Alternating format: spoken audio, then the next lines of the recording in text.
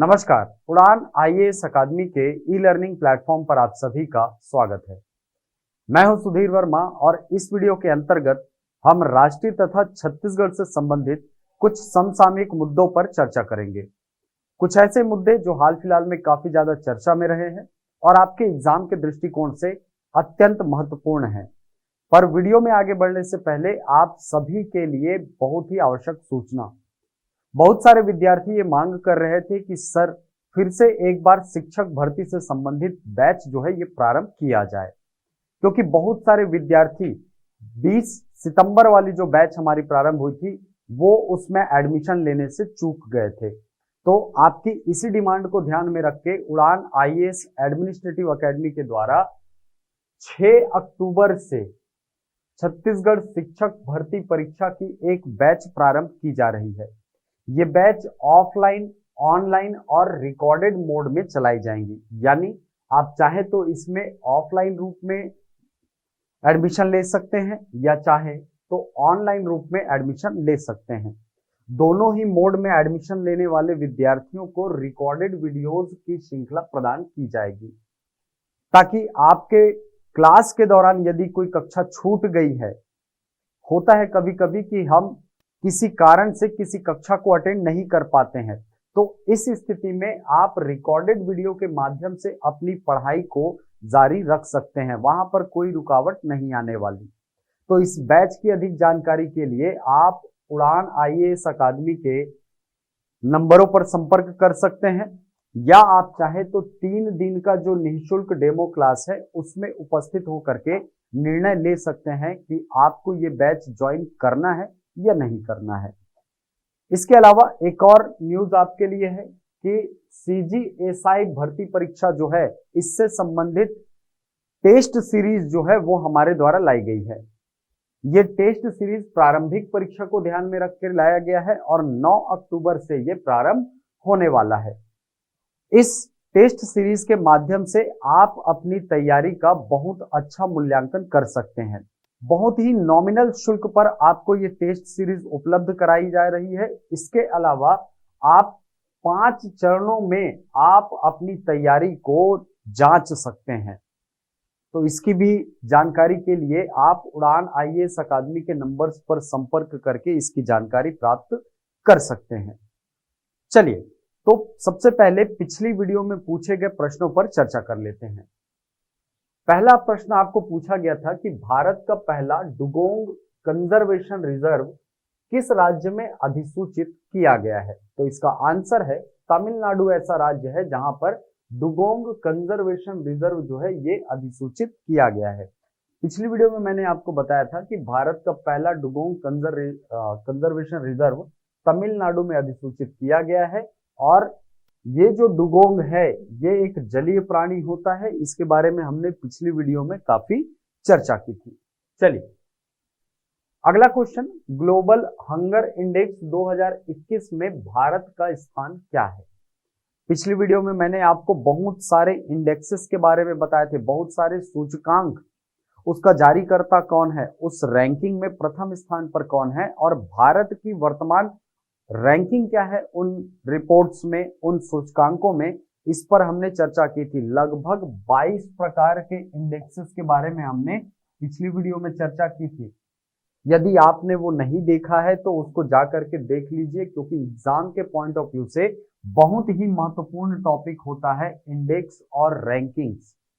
तो फिलहाल इस प्रश्न में आते हैं। प्रश्न में आपको पूछा है ग्लोबल हंगर इंडेक्स 2021 में भारत का स्थान क्या है? तो याद रखिएगा, भारत का स्थान है 101, यानी आंसर हो जाएगा ऑप्शन नंबर ए। इसको जारी कौन करता है? तो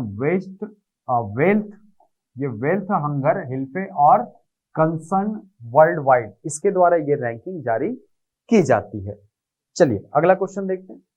अगला क्वेश्चन है, हाल ही में किस सार्वजनिक उद्यम को एक महारत्न केंद्रीय सार्वजनिक क्षेत्र के उद्यम का दर्जा दिया गया है? आप क्वेश्चन देख पा रहे हैं।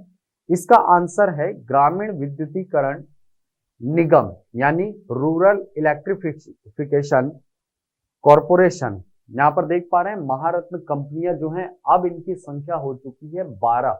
ये 12 कंपनियां कौन कौन सी है पिछली वीडियो में मैंने आपको बताया था। यदि आपने वो नहीं देखा है तो उसको देखिए और आप चाहे तो इसका स्क्रीनशॉट ले सकते हैं, क्योंकि यहां से क्वेश्चन इकोनॉमी वाले सेक्शन में करंट अफेयर्स को जोड़कर जरूर पूछता है। चलिए अगला क्वेश्चन, छत्तीसगढ़िया ओलंपिक का आयोजक विभाग कौन सा है? ऑप्शन है खेल एवं युवा कल्याण विभाग, पंचायत एवं ग्रामीण विकास विभाग, नगरीय प्रशासन एवं विकास विभाग, पंचायत एवं ग्रामीण विकास विभाग और नगरीय प्रशासन एवं विकास विभाग। तो मैंने आपको पिछली वीडियो में बताया था कि छत्तीसगढ़िया ओलंपिक जो है ये 6 अक्टूबर से प्रारंभ होने वाला है और जितने भी हमारे स्थानीय खेल हैं जैसे पिट्टुल हो गया, गेड़ी हो गया, फुगड़ी हो गया, ये सारे खेल जो है इसके अंतर्गत आयोजित किए जाएंगे। और इसका आयोजक यदि किस विभाग के द्वारा किया जा रहा है पूछा जाए तो याद रखिएगा 2 विभाग इसमें शामिल है, पंचायत एवं ग्रामीण विकास विभाग और नगरीय प्रशासन एवं विकास विभाग। याद रखिएगा खेल एवं युवा कल्याण विभाग जो है इसमें भागीदार नहीं है, इसका जारीकर्ता या इसका आयोजक विभाग के अंतर्गत शामिल नहीं है। अगला क्वेश्चन देखते हैं। अगला क्वेश्चन है असंगत युग्म का चयन करें, फसल एवं समर्थन मूल्य। तो धान का सामान्य जो धान है सामान्य धान उसका समर्थन मूल्य 2040 सही है, ए ग्रेड के धान का मूल्य भी सही है, मक्का का भी मूल्य 1962 रुपए और रागी का 3578, यानी सभी जो है ये सुमेलित हैं। तो आंसर हो जाएगा ऑप्शन नंबर डी। अब आते हैं हमारे आज के पहले टॉपिक में। तो आज के हमारे पहले टॉपिक में है भारतीय हॉकी के भूतपूर्व कप्तान, नाम है उनका दिलीप तिर्की। क्यों चर्चा में है तो देखिए, हाल ही में भारतीय हॉकी टीम के पूर्व कप्तान दिलीप तिर्की को निर्विरोध हॉकी इंडिया का अध्यक्ष चुना गया है। वन लाइनर फैक्ट है, डायरेक्ट क्वेश्चन यहां से आता है। तो याद रखिएगा अभी हाल ही में हॉकी इंडिया के अध्यक्ष के रूप में किसे चुना गया है? दिलीप तिर्की जी को। यह है दिलीप तिर्की जी। वे 1998 के एशियाई खेलों में स्वर्ण पदक जीतने वाले भारतीय टीम के सदस्य भी रहे और हॉकी इंडिया के इतिहास में पहली बार कोई पूर्व ओलंपियन इसकी अध्यक्षता करेगा। तो इस लिहाज से भी ये फैक्ट बहुत इंपॉर्टेंट है। ठीक, पहली बार कोई पूर्व ओलंपियन, ये पूर्व ओलंपियन खिलाड़ी हैं, ओलंपिक में खेल चुके हैं और हॉकी इंडिया के इतिहास में पहली बार ऐसा हो रहा है कि कोई ओलंपिक खेला हुआ खिलाड़ी इसकी अध्यक्षता कर रहा है। ये बहुत ही अच्छा इनिशिएटिव आप कह सकते हैं, क्योंकि कोई खिलाड़ी ही खिलाड़ियों के संबंध में जान सकता है, यानी उनको किस प्रकार की तकलीफें होती है, किस प्रकार की समस्याओं का सामना करना पड़ सकता है, कितने प्रकार के चैलेंजेस खिलाड़ियों के सामने आते हैं फील्ड में या फील्ड के बाहर, इन सभी के बारे में एक खिलाड़ी ही ज्यादा अच्छे से जान सकता है। तो आप कह सकते हैं कि ये बहुत अच्छा इनिशिएटिव है हॉकी इंडिया का, कि हॉकी इंडिया के पहले ऐसे खिलाड़ी को चयनित किया गया है जो भूतपूर्व क्या है? ओलंपियन है। ये ओलंपिक खुद भी खेल चुके हैं। चलिए आगे बढ़ते हैं। अगला टॉपिक है चक्रवात नोरू। चक्रवातों से क्वेश्चन बहुत ज्यादा पूछा जाने लगा है। आपने पिछले साल के कुछ पेपर देखे होंगे, उसमें चक्रवातों से क्वेश्चन आए हुए हैं। तो अभी हाल फिलहाल चर्चा में है चक्रवात है नोरू। ये जो चक्रवात है ये आया है फिलीपींस में। फिलीपींस में इसके संबंध में हाई अलर्ट जारी किया गया है। ठीक, इसकी जो रफ्तार है वो है लगभग 240 किलोमीटर प्रति घंटे की। इसे राजधानी मनीला में, यानी इस चक्रवात के प्रभाव के कारण जो मनीला है फिलीपींस की राजधानी, आप जानते होंगे चावल अनुसंधान केंद्र के नाम पे बहुत ज्यादा प्रसिद्ध है। चावल अनुसंधान केंद्र कहाँ है? तो मनीला में है। चावल अनुसंधान केंद्र मनीला में है, बहुत ज्यादा प्रसिद्ध है उसके लिए। ठीक, तो इससे राजधानी मनीला में भूस्खलन, बाढ़ और चक्रवात के खतरे की आशंका आ गई है। चक्रवात के कारण क्वेजोन प्रांत में मछुआरों को समुद्र में न जाने की सलाह दी गई है। और दिसंबर 2021 में एक और चक्रवात आया था फिलीपींस में जिसका नाम था राय। ठीक, तो इसमें याद रखिएगा कि ये जो राय और नोरू नाम के, राय दिसंबर 2021 में आया था और ये जो नोरू नोरू जो है ये अभी आया है वर्ष 2022 में। ये दो तूफान जो है ये इसने किस देश को प्रभावित किया, ऐसे क्वेश्चन आपने देखे हैं। किसको प्रभावित किया, तो याद रखिएगा देश का नाम है फिलीपींस। और कुछ तूफान है, जैसे एक का नाम है फियोना। फियोना तूफान जो है इसने कनाडा का जो ईस्ट कोस्ट है उस पर बहुत बुरा प्रभाव डाला था। ठीक, ईस्ट कोस्ट प्रभाव पर ये जो तूफान है ये आया था और इसने बुरे तरीके से कनाडा के पूर्वी घाट को बहुत ज्यादा प्रभावित किया था। ठीक, इसकी रफ्तार थी 160 किलोमीटर प्रति घंटे। इसके बाद एक तूफान का नाम है इयान। ये जो तूफान है इसने क्यूबा देश में बहुत ज्यादा तबाही मचाई थी। ठीक, तो याद रखिएगा क्यूबा में आया है इयान। 195 किलोमीटर प्रति घंटे की इसकी रफ्तार थी। और ये जो इयान तूफान है इसके कारण बिजली जो गई थी क्यूबा में, बहुत सारे पोल उखड़ गए थे, बहुत सारे जो बिजली बनाने की यूनिट्स थी उन सबको तबाह कर दिया था इसने, जहां अभी तक पूरे तरीके से पुनर्निर्मित नहीं किए गए हैं, पुनः उनका रिकंस्ट्रक्शन नहीं कर पाए हैं, इतने बुरे तरीके से प्रभावित किया है। तो इयान कहाँ आया है, याद रखिएगा क्यूबा में। फियोना तूफान कहाँ आया, तो ये आया है कनाडा में। नोरू और राय ये आए हैं फिलीपींस में। तो ये चार तूफानों के नाम आप बिल्कुल दिमाग में रखेंगे, यहां से डायरेक्ट क्वेश्चन आपको दे सकता है। अगला टॉपिक देखते हैं। अगले टॉपिक में है the popular front of India. नाम आपने सुना होगा पीएफआई। अभी हाल ही में पीएफआई को भारत सरकार के द्वारा बैन कर दिया गया है। एनआईए जो है इसने इसकी बहुत ज्यादा जांच की और उसके आधार पर, उसकी जांच के आधार पर ये जो पीएफआई है इसको भारत से बैन कर दिया गया। पीएफआई एक स्टूडेंट्स का संगठन हुआ करता था जो अब बैन हो चुका है। चलिए तो इसके बारे में पढ़ लेते हैं। The popular front of India पर युवाओं को संगठन में भर्ती कर कट्टरपंथी विचारधारा का प्रसार करने के आरोप में प्रवर्तन निदेशालय, ठीक है, यानी एनफोर्समेंट डिपार्टमेंट, नाम सुना होगा आपने, और राष्ट्रीय जांच एजेंसी यानी एनआईए, ठीक है, तो ईडी और एनआईए ये दो ऐसी संस्थाएं हैं जिसने मिलकर के इस पीएफआई को बैन किया है, एक तरीके से बोल सकते हैं। इन्हीं की रिपोर्ट थी जिसके आधार पर इसे बैन किया गया है। इस संगठन ने अपनी हिंसक गतिविधियों के लिए मजबूत एवं जीवंत कैडर बल बनाए रखने हेतु एक बहुस्तरीय प्रशिक्षण मॉड्यूल विकसित किया है। ये आरोप लगाया गया कि ये जो पीएफआई है ये असल में युवाओं को भर्ती करता है और बहुत ज्यादा इनमें कट्टरपंथ की विचारधारा जो है वो भरता है, ठीक है, कट्टरवाद इनमें फैलाता है और उनको उग्र बनाता है, जिससे कि भारत में अशांति उत्पन्न होने का खतरा हो सकता है। तो ये जो संगठन है इसी को नाम दिया गया है पीएफआई।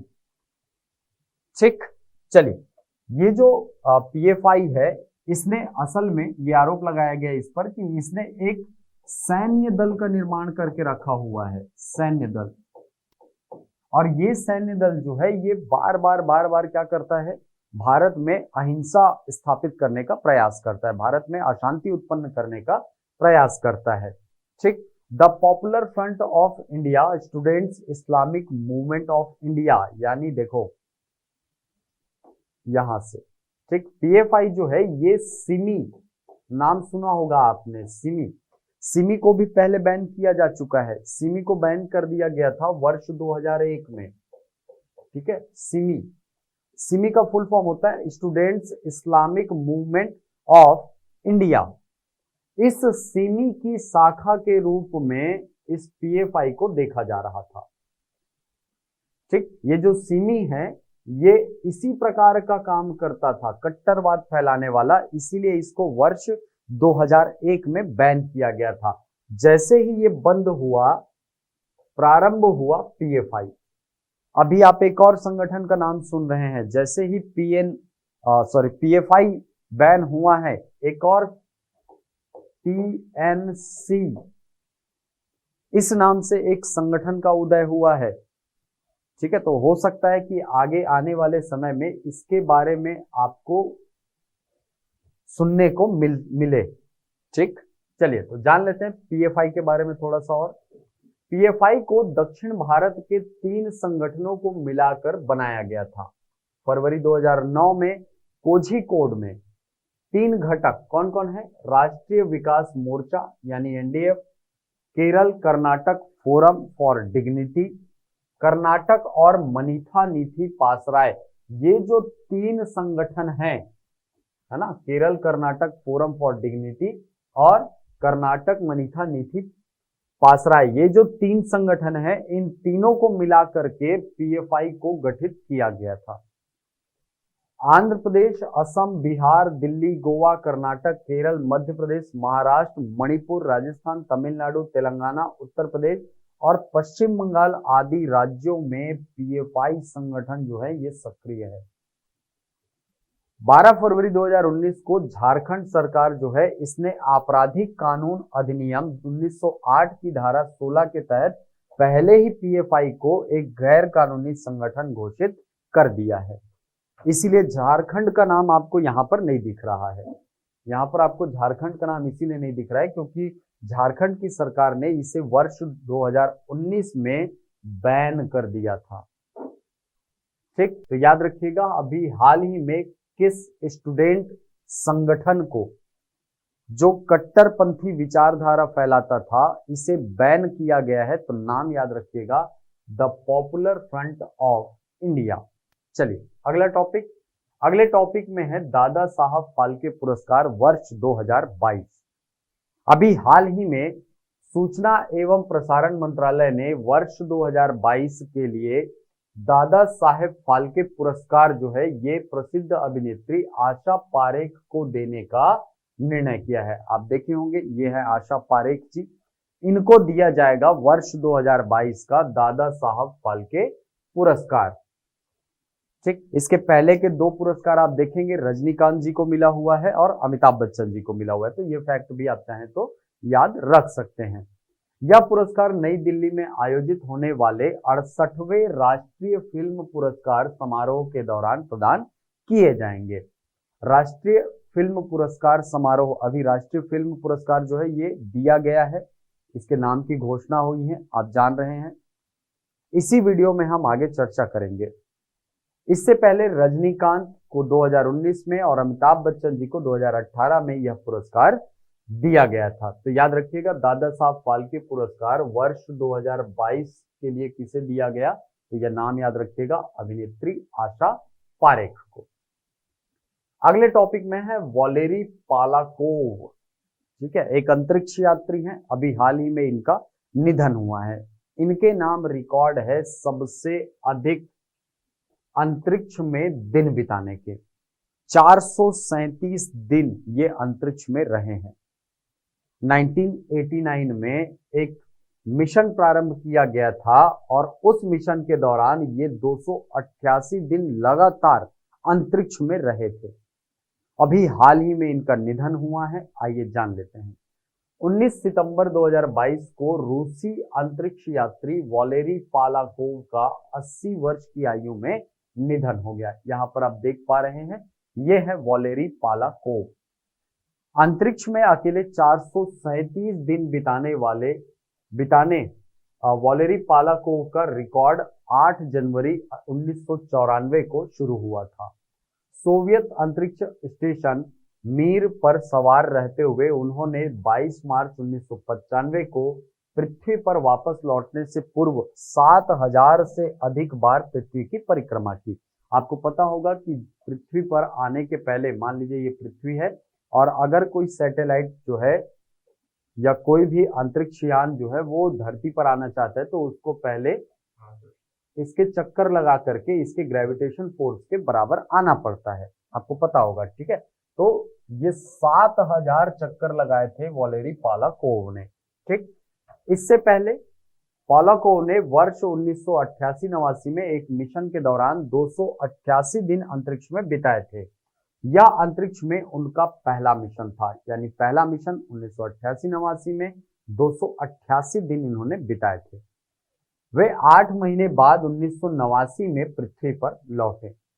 वे वर्ष 1999 में एक प्रयोग, ठीक है, जिसका नाम क्या था, SFI NCSS-99, इसका हिस्सा भी रहे थे। आपके लिए डायरेक्ट क्वेश्चन यहां से इंपॉर्टेंट ये है कि किस अंतरिक्ष यात्री की अभी हाल ही में मृत्यु हुई है, जिन्होंने या जिनके नाम सबसे अधिक दिन तक अंतरिक्ष में दिन बिताने का रिकॉर्ड दर्ज है। तो नाम याद रखिएगा, वैलेरी पोलाकोव। या इसको पूछने का तरीका रिवर्स कर देगा, आपको पूछेगा वैलेरी पोलाकोव कौन है, तो एक ऑप्शन में आपको ये ढूंढना रहेगा। चलिए अगला टॉपिक, 68वां राष्ट्रीय फिल्म पुरस्कार 2022। हाल ही में घोषणा हुई है 68वें नेशनल फिल्म अवार्ड्स की। किसको किसको मिला है, तो नाम याद रखिएगा क्योंकि क्वेश्चन यहीं से आने हैं। सबसे पहले इसका क्रम याद रखिएगा, यह 68वें क्रम का राष्ट्रीय फिल्म पुरस्कार है और इस पुरस्कार के अंतर्गत सर्वश्रेष्ठ फीचर फिल्म का अवार्ड मिला है सोरा रई पोट्रू को। सोरा रई पोट्रू जो है ये सूर्या जो है ना, ये साउथ इंडियन एक्टर है और इनके द्वारा अभिनीत फिल्म है। कन्नड़ भाषा की मूलतः फिल्म है ये भी याद रखिए, कन्नड़ भाषा की फिल्म है। सर्वश्रेष्ठ अभिनेता की अगर बात करें तो सूर्या को सोरा रई पोट्रू और अजय देवगन को कान्हाजी द अनसंग वॉरियर के लिए संयुक्त रूप से दिया गया है सर्वश्रेष्ठ अभिनेता का राष्ट्रीय फिल्म पुरस्कार। इसके बाद यदि सर्वश्रेष्ठ अभिनेत्री की बात करें तो अपर्णा बाल मुरली, इनको सोरा रई पोट्रू के लिए नेशनल अवार्ड दिया गया है। ये देखिए यहाँ पर, ये है सोरा रई पोट्रू, ठीक है, ये है सूर्या, ये है Ajay Devgan, Tanhaji the unsung warrior और ये हैं अपर्णा बाल मुरली। नाम याद रखिएगा, बहुत इंपॉर्टेंट है, एग्जाम में डायरेक्ट यहीं से क्वेश्चन पूछता है, वन लाइनर फैक्ट देता है, आपको याद होना चाहिए। चलिए बढ़ते हैं आगे। अगला टॉपिक है रानीपुर वन्यजीव अभयारण्य टाइगर रिजर्व, ये है उत्तर प्रदेश में। अभी हाल ही में आपने सुना होगा कि भारत का 53वां टाइगर रिजर्व किया गया था हमारे राज्य के गुरु घासीदास राष्ट्रीय उद्यान को। गुरु घासीदास राष्ट्रीय उद्यान को भारत का 53वां टाइगर रिजर्व जो है ये घोषित किया गया था। अभी हाल ही में देश के 54th टाइगर रिजर्व की घोषणा की गई है और ये कहाँ है, तो याद रखिएगा ये है उत्तर प्रदेश में। नाम क्या है इसका, रानीपुर वन्यजीव अभयारण्य टाइगर रिजर्व। चलिए हाल ही में उत्तर प्रदेश ने चित्रकूट जिले के रानीपुर वन्यजीव अभयारण्य में राज्य के चौथे बाघ अभयारण्य की अधिसूचना को मंजूरी दी है। यह भारत का 54वां टाइगर रिजर्व होगा। छत्तीसगढ़ का गुरु घासीदास राष्ट्रीय उद्यान भारत का 53वां टाइगर रिजर्व है। इसी क्षेत्र में बाघों के संरक्षण के लिए रानीपुर बाघ संरक्षण फाउंडेशन भी स्थापित किया जाएगा। वन लाइनर फैक्ट के रूप में आप याद रख सकते हैं कि रानीपुर वन्यजीव अभयारण्य टाइगर रिजर्व किस राज्य में है और दूसरा 53वां कौन सा था, हमारे छत्तीसगढ़ का है। तो इस लिहाज से आपके एग्जाम के पॉइंट ऑफ व्यू से ये बहुत इंपॉर्टेंट फैक्ट है। इसके अलावा वर्तमान में कितने टाइगर रिजर्व हैं, तो 54 टाइगर रिजर्व हैं। और एक क्वेश्चन ऐसा पूछ सकता है कि 54वां टाइगर रिजर्व हाल ही में किसे घोषित किया गया है, तो रानीपुर वन्यजीव अभयारण्य टाइगर रिजर्व। नाम याद रखिएगा, ये क्वेश्चन के पैटर्न को समझिएगा और अलग अलग डायमेंशन से इस क्वेश्चन को तैयार करिएगा। चलिए अगला टॉपिक देखते हैं। अगले टॉपिक में है हमारे नए अटॉर्नी जनरल। पिछली वीडियो में मैंने आपको बताया था कि मुकुल रोहतगी जो है ये नए अटॉर्नी जनरल बनने वाले हैं, लेकिन अभी हाल ही में उन्होंने कहा कि भाई मुझे ये पद धारण नहीं करना है। तब भारत सरकार के द्वारा श्री आर वेंकट रमणी ठीक है, वेंकट रमणी जी को भारत के नए अटॉर्नी जनरल के रूप में नियुक्त किया गया है। ठीक, अभी हाल ही में इनकी नियुक्ति हुई है। और यदि आपको पूछे कि भारत के वर्तमान में अटॉर्नी जनरल कौन है, तो ये है श्री आर वेंकट रमणी, याद रखिएगा। अगले टॉपिक में लेफ्टिनेंट जनरल अनिल चौहान, ठीक है, अभी हाल फिलहाल में काफी ज्यादा चर्चा में है, होने भी चाहिए, क्योंकि ये बने हैं हमारे देश के दूसरे सीडीएस। हमारे देश के दूसरे सीडीएस के रूप में नियुक्त किया गया है किनको? लेफ्टिनेंट जनरल अनिल चौहान को। जनरल विपिन रावत की मृत्यु के 9 महीने बाद सरकार ने बुधवार को लेफ्टिनेंट जनरल अनिल चौहान को नया चीफ ऑफ डिफेंस स्टाफ नामित किया है। सेना में ये 40 वर्षों तक अपनी सेवा दे चुके हैं और पिछले साल ही ये रिटायर हुए हैं। इन दिनों वे नेशनल सिक्योरिटी काउंसिल सेक्रेटरीट में मिलिट्री एडवाइजर के पद पर कार्यरत हैं। तो याद रखिएगा, यहां से वन लाइनर फैक्ट डायरेक्ट बनता है कि वर्तमान में भारत के सीडीएस कौन है, तो लेफ्टिनेंट जनरल अनिल चौहान जी जो हैं ये भारत के वर्तमान सीडीएस हैं। क्रम क्या है? तो दूसरा है। ठीक, चलिए अगले टॉपिक पर।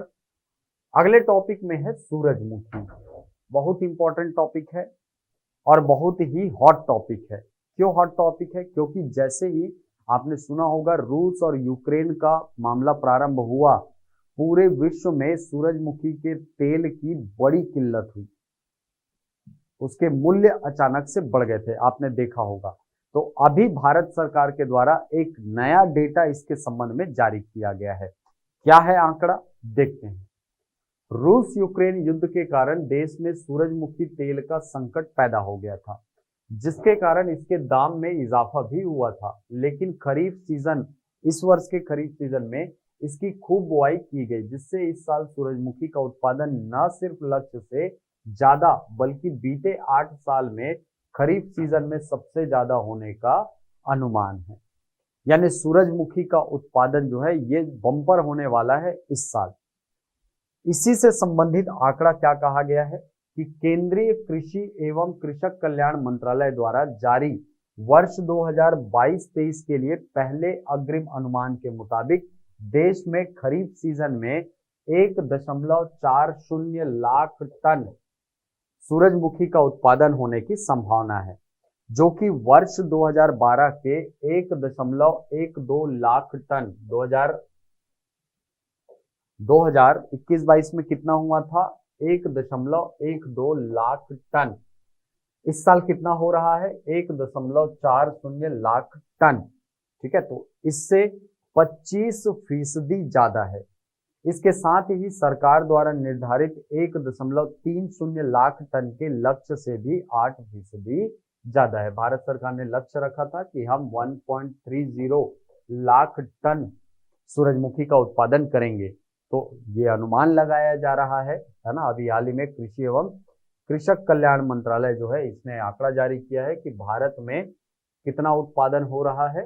1.40 लाख टन। ये हमारे लिए अच्छी बात है। हो सकता है आगामी समय में आपको खाद्य तेलों के मूल्य में थोड़ी राहत दिख सकती है। चलिए अगले टॉपिक में है भारत की मशहूर क्रिकेटर झूलन गोस्वामी। देख पा रहे हैं आप, अभी हाल ही में इन्होंने अपने क्रिकेट कैरियर से संन्यास ले लिया है। ठीक, भारतीय महिला क्रिकेटर झूलन गोस्वामी ने इंग्लैंड के खिलाफ करियर का आखिरी मैच खेला और उसके बाद इन्होंने रिटायरमेंट ले लिया है। झूलन गोस्वामी ने 24 सितंबर को लॉर्ड्स स्टेडियम में अपना आखिरी मुकाबला खेला है। इनके कैरियर की शुरुआत यदि बात करें तो ये 14 जनवरी 2002 को हुई थी। इन्होंने अपने क्रिकेट कैरियर में 12 टेस्ट मैच खेले हैं, जिसमें 44 विकेट अपने नाम किए हैं। वनडे मैचों की बात करें तो 203 मैच खेल करके 253 विकेट अपने नाम किए हैं। T20 इंटरनेशनल मैच की बात करें तो 68 मैच खेलकर 56 विकेट अपने नाम किए हैं। इसके अलावा झूलन गोस्वामी महिला क्रिकेट में टेस्ट मैच की दोनों पारियों को मिलाकर 10 विकेट लेने वाली सबसे युवा खिलाड़ी भी रही हैं। 19 साल की उम्र में इन्होंने टेस्ट की दोनों पारियों में ही 10 विकेट लिए हैं। ठीक, चलिए दोनों पारियों को मिलाकर, भाई ऐसा नहीं कि हर पारी में 10-10 विकेट, नहीं, दोनों पारियों को मिला करके 10 विकेट। ठीक, चलिए आगे बढ़ते हैं। अगले टॉपिक में है G20 समूह। ये अभी हॉट टॉपिक है क्योंकि आगामी 1 वर्ष के लिए भारत जो है इस G20 समूह की अध्यक्षता करने वाला है। आइए पढ़ते हैं इसके बारे में कि भारत 1 साल के लिए G20 समूह की अध्यक्षता करेगा। इसकी अवधि इस वर्ष 1 दिसंबर से अगले वर्ष 30 नवंबर तक होगी, यानी 1 दिसंबर 2022 से 30 नवंबर 2023 तक भारत G20 समूहों की अध्यक्षता करेगा। इस बीच काफी सारे मीटिंग होनी है, लगभग 200 से अधिक बैठक जो है इस अवधि में आयोजित होने वाले हैं। G20 समूह के शासनाध्यक्षों और सरकारों का सम्मेलन अगले वर्ष 9 और 10 सितंबर को नई दिल्ली में आयोजित किया जाएगा। तो ये एक एडिशनल फैक्ट आपके लिए कि अगला जो G20 समूह है इसकी बैठक कब होगी, तो अगले साल सितंबर में होगी। कहाँ होगी? हमारे देश में, नई दिल्ली में। याद रखिएगा, नई दिल्ली में इसका आयोजन किया जाएगा वर्ष 2023 में। G20 समूह की यदि बात करें तो G20 समूह जो है ये 19 सदस्य एक समूह है, 19 मेंबर हैं इसके। और ये जो समूह है वो विश्व की प्रमुख विकसित और विकासशील अर्थव्यवस्थाओं का अंतर सरकारी संगठन है। इसमें 19 देश हैं। देखिए, अर्जेंटीना, ऑस्ट्रेलिया, ब्राजील, कनाडा, चीन, फ्रांस, जर्मनी, भारत, इंडोनेशिया। पिछली जो बैठक थी वो इंडोनेशिया में ही हुई थी, आपको याद होगा, इंडोनेशिया के बाली में इसका आयोजन किया गया था। और कौन है? इटली, जापान, दक्षिण कोरिया, मैक्सिको, रूस, सऊदी अरब, दक्षिण अफ्रीका, तुर्की, ब्रिटेन, अमेरिका और यूरोपियन यूनियन यानी यूरोपीय संघ। G20 देशों का यह समूह वैश्विक सकल घरेलू उत्पाद का 85%, सोचिए पूरे विश्व का जो जीडीपी है, पूरे विश्व का यदि सारे मूल्यों को जोड़ दिया जाए तो उसका 85% इस G20 समूह के द्वारा ओन किया जाता है। इसके अलावा अंतरराष्ट्रीय व्यापार का 75%, यानी जितने भी इंटरनेशनल ट्रेड होते हैं उसका 75% ये G20 से ही किया जाता है। और विश्व जनसंख्या का 2/3 यानी लगभग 66% जनसंख्या जो है ये G20 के अंतर्गत आते हैं। ठीक, जो इसे अंतरराष्ट्रीय आर्थिक सहयोग का प्रमुख मंच बनाता है। बहुत बड़ा प्लेटफॉर्म है G20। इसके अंतर्गत पूरे जीडीपी की बात कर लो, जनसंख्या की बात कर लो, किसी भी दृष्टिकोण से ये G20 समूह बहुत ही बड़ा समूह है। इसके अंतर्गत बड़ी बड़ी जनसंख्याओं वाले देश आते हैं, जैसे भारत है, चीन है। बड़ी अर्थव्यवस्थाओं वाले देश शामिल है, अमेरिका है, चीन है। इसके अलावा जर्मनी है, ब्रिटेन है, भारत है, सब शामिल हैं। इसके अलावा जो सबसे ज्यादा अंतरराष्ट्रीय व्यापार करने वाले देश हैं वो भी इसके अंतर्गत शामिल हैं। तो इस नजरिए से आप खुद सोचिए, भारत के द्वारा इसकी अध्यक्षता करना ये बहुत ही अच्छा मौका होगा स्वयं को विश्व पटल पर स्थापित करने के लिए। चलिए आगे बढ़ते हैं। अगले टॉपिक में है छत्तीसगढ़ पर्यटन मंडल का प्रतीक चिन्ह। ये देखिए, हमारे मुख्यमंत्री जी के द्वारा छत्तीसगढ़ पर्यटन मंडल के प्रतीक चिन्ह को लॉन्च किया गया है। कौन है? तो याद रखिएगा, चेंद्रू द टाइगर बॉय और टेम्बू टाइगर। ये देखिए, ये है टेम्बू और ये है चेंद्रू मंडावी। नाम सुना होगा आपने, टाइगर बॉय के नाम से जाने जाते हैं। चलिए अगले टॉपिक में Chhattisgarh chief minister trophy international grand masters chess tournament. अभी हाल ही में रायपुर में आयोजित एक चेस टूर्नामेंट था जिसमें पूरे विश्व भर के बहुत से ग्रैंड मास्टर्स ने भाग लिया था। इस विजेता को अंततः जीता है ग्रैंड मास्टर पेनिनसुलिया लेवन ने। ये जॉर्जिया के खिलाड़ी हैं और इन्होंने ये प्रतियोगिता अपने नाम की है। उप विजेता रहे सावचेंको बोरिस, जो कि रूस के ग्रैंड मास्टर हैं, रूस के खिलाड़ी हैं। इसके अंतर्गत यदि भारत के दृष्टिकोण से देखें टोटल परिणाम क्या रहा, तो इसमें 3 अलग अलग कैटेगरी में रेटिंग के हिसाब से बांट करके ये प्रतियोगिता आयोजित की गई है, जिसमें पहला जो सेक्शन है वो है 2300 से 2201 तक की रेटिंग वाले खिलाड़ी। इसमें पहला स्थान जीता है आर्यन वारसेने, जो कि दिल्ली के खिलाड़ी हैं। याद रखिएगा, इसमें पहला स्थान आप चाहें तो याद कर सकते हैं, दूसरा और तीसरा भी दिया हुआ है जनसंपर्क विभाग की वेबसाइट में, लेकिन उसे पढ़ने की आवश्यकता नहीं है। आप कम पढ़िए पर बहुत अच्छे से पढ़िए। ठीक, तो ये जो प्रतियोगिता हुई है उसमें जो सबसे पहली कैटेगरी थी वो 2300 से 2201 तक की कैटेगरी थी। यहां तक पहला स्थान प्राप्त किया है आर्यन वारसेने ने। रेटिंग 2200 से 2101 तक की रेटिंग में पहला स्थान प्राप्त किया है पार्लेय साहू ने। ये पश्चिम बंगाल के खिलाड़ी हैं। रेटिंग 2100 से 2000 तक, इसमें पहला स्थान प्राप्त किया है मयंक चक्रवर्ती, जो कि असम के खिलाड़ी हैं। आप इसको अरेंज कर सकते हैं। असल में ये रेटिंग 2000 से 2100, 2101 से 2200 और 2201 से 2300। यहाँ पर टाइपिंग में थोड़ा सा मिस्टेक हो गया, इसको थोड़ा सा अरेंज कर लेंगे, है ना। ये सबसे पहली कैटेगरी होनी चाहिए थी, ये दूसरी और ये तीसरी होनी चाहिए थी। आप इसको थोड़ा सा अरेंज कर लेंगे। और इसको अरेंज करेंगे कैसे, 2200 से 2100, 2101 से 2200 और 2201 से 2300। आप जब नोट्स बना रहे हैं तो इसको बिल्कुल ध्यान में रखेंगे। इसके अलावा बेस्ट वुमेन मास्टर के रूप में एम महालक्ष्मी ने यह खिताब जीता है, पहला स्थान प्राप्त किया है। और बेस्ट विदेशी चेस मास्टर के रूप में चुने गए हैं लियांगे दिलशान, ये श्रीलंका के खिलाड़ी हैं। ये टूर्नामेंट याद रखिएगा, नाम क्या है, Chhattisgarh chief minister trophy international grand masters chess tournament. और इसको विजेता कौन इसमें निकले और इसको जीता किसने, पेनसुलिया लेवन। कहाँ के खिलाड़ी हैं, जॉर्जिया के खिलाड़ी हैं। ये देखिए, ये है पेनसुलिया लेवन। आगे बढ़ते हैं। 36वें राष्ट्रीय खेल में छत्तीसगढ़ को पहली सफलता। आपको पिछली वीडियो में मैंने बताया था कि 36वां राष्ट्रीय खेल का आयोजन किया जा रहा है गुजरात में, और इसका जो शुभंकर है उसका नाम रखा गया है सावज। ये प्रतियोगिता प्रारंभ हो चुकी है और छत्तीसगढ़ को पहला मेडल इस प्रतियोगिता में मिल चुका है। विजेता कौन रहे, श्री अमितेश मिश्र। इसने छत्तीसगढ़ के लिए पहला मेडल जीता है 36वें राष्ट्रीय खेल के अंतर्गत। किस खेल में जीता है, 10,000 मीटर स्पीड स्केटिंग। ये देखिए स्केट पहने हुए हैं, ये स्केटिंग में इन्होंने पहला खिताब जीता है और सिल्वर मेडल अपने नाम किया है, यानी दूसरे स्थान पर ये आए हैं।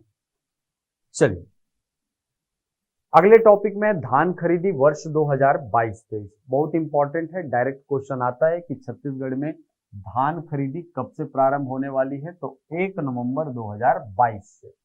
इंपॉर्टेंट क्वेश्चन है, याद रखिएगा।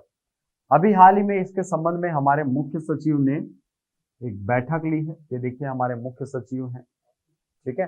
इन्होंने सारे जिलों के कलेक्टर्स की मीटिंग ली है और कहा है कि भाई आप गिरदावरी रिपोर्ट की खुद से जांच करिए। गिरदावरी रिपोर्ट आपको पता होगा कि जो रिपोर्ट पटवारी के द्वारा जमा की जाती है उसका भौतिक सत्यापन गिरदावरी कहलाता है। यानी वहां पर नायब तहसीलदार, एसडीएम या कलेक्टर जैसे अधिकारी जो हैं वो जा करके उसको सत्यापित करते हैं कि हाँ यहाँ पर सोयाबीन की फसल बोई गई है या धान की फसल बोई गई है, इस तरीके से। तो ये गिरदावरी रिपोर्ट जो है इसके संबंध में तैयारियां पूरी करने की बात हमारे मुख्य सचिव के द्वारा की गई है और धान खरीदी प्रारंभ हो जाएगी इस वर्ष 1 नवंबर 2022 से। पिछले वर्ष 1 दिसंबर से प्रारंभ हुआ था, आपको जहां तक याद हो तो। चलिए अगले टॉपिक में है स्वच्छता सर्वेक्षण के इंडियन स्वच्छता लीग यानी ISL। अभी हाल फिलहाल में काफी ज्यादा चर्चा में है क्योंकि आगामी जो स्वच्छ सर्वेक्षण रिपोर्ट है उसका आधार इसको माना जा रहा है और ये कहा जा रहा है कि इस रिपोर्ट के आधार पर यदि बात करें तो छत्तीसगढ़ को स्वच्छता सर्वेक्षण रिपोर्ट में बहुत ही अच्छा रैंक आने वाले समय में प्राप्त हो सकता है। आइए पढ़ते हैं। छत्तीसगढ़ के 8 शहरों ने मारी बाजी, 7 नगरीय निकाय पहले स्थान पर और 1 को दूसरा स्थान प्राप्त हुआ है। ये कौन कौन से नगरीय निकाय है भाई? देखिए, ये अलग अलग जनसंख्या के हिसाब से नगरीय निकायों को बांटा जाता है और फिर उनकी रैंकिंग निकाली जाती है। ठीक, तो सबसे पहली कैटेगरी 15,000 से कम आबादी वाले नगरीय निकायों में, इसमें भटगांव और माना कैंप जो है ये प्रथम स्थान पर काबिज हैं। इन्होंने जीता है प्रथम स्थान। 15 से 25,000 की आबादी में खैरागढ़ जो है इसने प्रथम स्थान प्राप्त किया है। 25,000 से 50,000 की आबादी वाले निकायों में जशपुर नगर और कोंडागांव जो है ये प्रथम स्थान पर रहे हैं। 50,000 से 1 लाख की आबादी वाले नगरीय निकायों में बिरगांव प्रथम स्थान पर रहा है।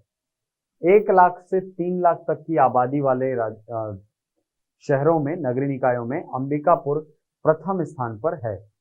10 लाख से अधिक आबादी वाले शहरों में रायपुर, इसने देश में दूसरा स्थान प्राप्त किया है। तो इस रिपोर्ट के आधार पर यह कहा जा रहा है कि अगला जो स्वच्छता सर्वेक्षण होने वाला है उसमें छत्तीसगढ़ की रैंकिंग बहुत ही अच्छी रहने वाली है। चलिए अगले टॉपिक में है प्रदेश के नए प्रधान मुख्य वन संरक्षक, ठीक है, PCCF, ठीक है, PCCF, principal chief conservator of forest.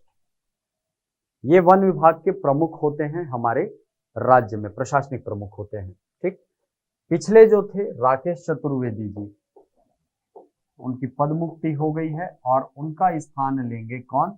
Shri Sanjay Shukla ji, इनका स्थान लेंगे।